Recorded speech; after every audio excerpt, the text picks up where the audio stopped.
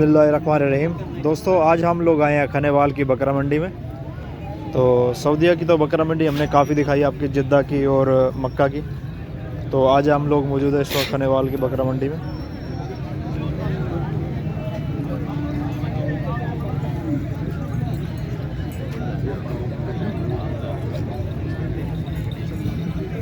कितना करे, कितना करे इसके? 21।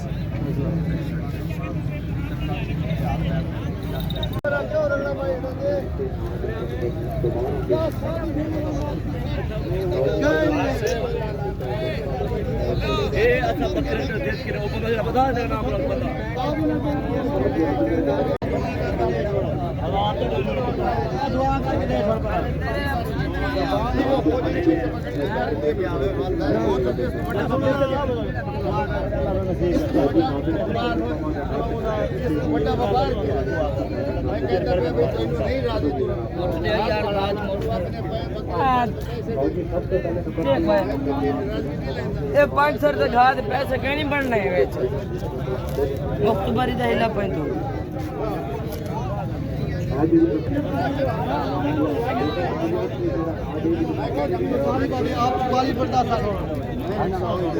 जो 44 की कीमत है 44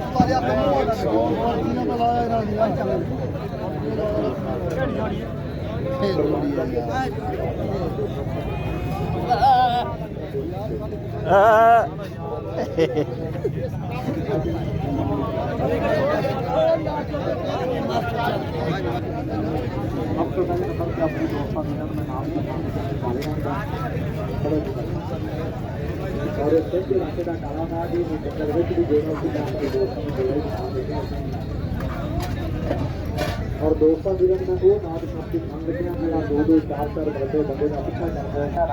ये जी पाकिस्तान की मसरूफ़ तरीन अवाम यहाँ खड़ी है।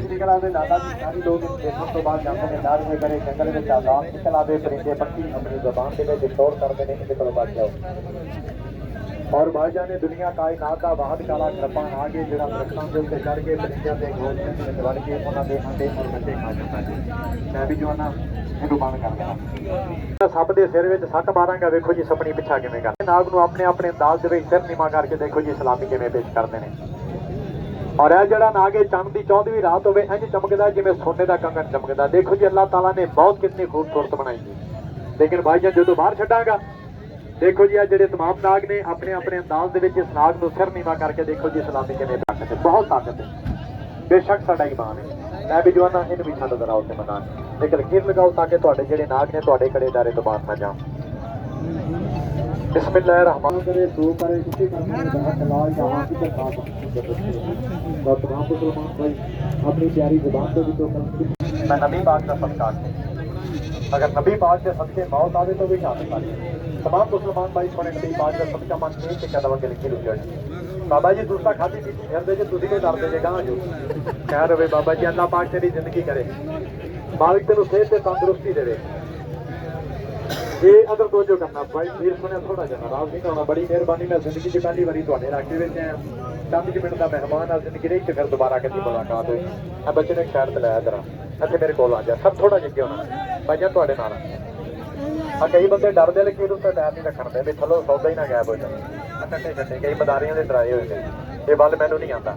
सर थोड़ा जिहा तुसीं नाल ले जाना। बड़ी मेहरबानी, अल्लाह पाक तैनूं हज करावे, तुहाडी कर्मां दे विच बरकत दे। सर तुसीं मैच नहीं करनी कि मैनूं सप दा मूंह नज़र नहीं आया ते मैनूं इहदी पूछ नज़र नहीं आई। एक एक कहंदा बड़ी लकीर उत्ते हो जाना है ना गया टोए। हाँ हाँ अदर अल्लाह नूं जेड़ा मनदा उहनां लकीर उत्ते हो जाओ, जेड़ा नूर जान मनदा भावें सड़कों पार भी चला जाए।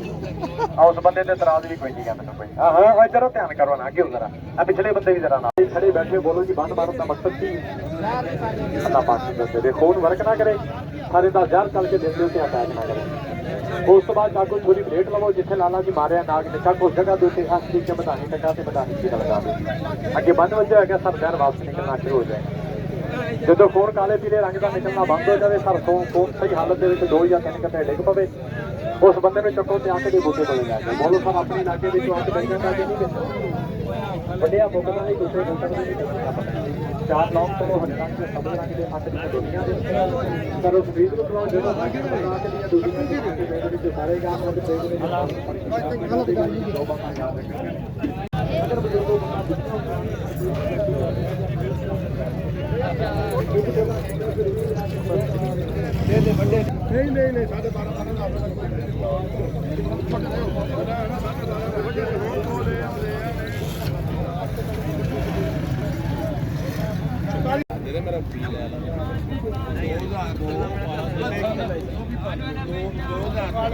सबर तो करते हैं यार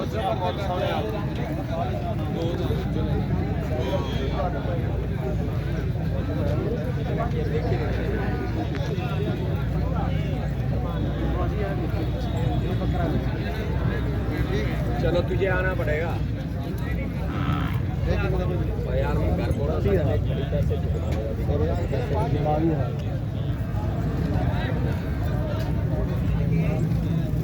नहीं बस तू निकल जा अपने घर से फारग हो गया घर ये देखो जी माशाल्लाह सोना जवान। कितने का भाई ये कितने का भरा है? ये भाई 70,000 है माशाल्लाह। बड़ा सोना बकरा है यार, वाइट कलर का।